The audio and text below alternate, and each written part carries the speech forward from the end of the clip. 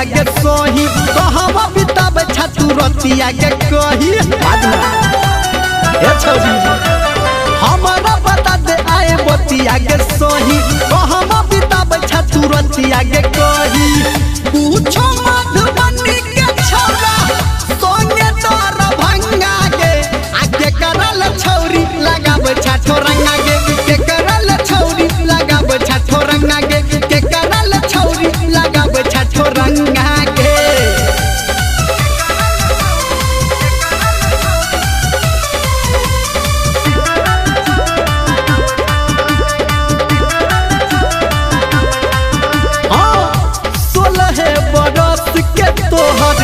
अखन छौ जवानी आके उम्र में गोरकी तोहर छनदानी 16 बरस के तोहर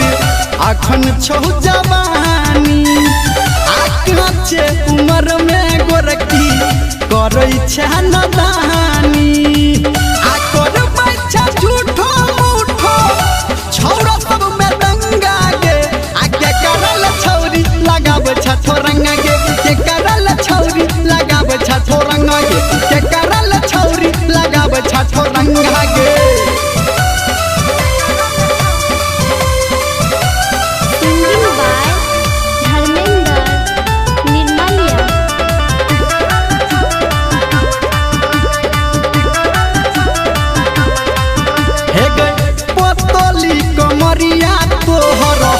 हिरोनी के चाल छो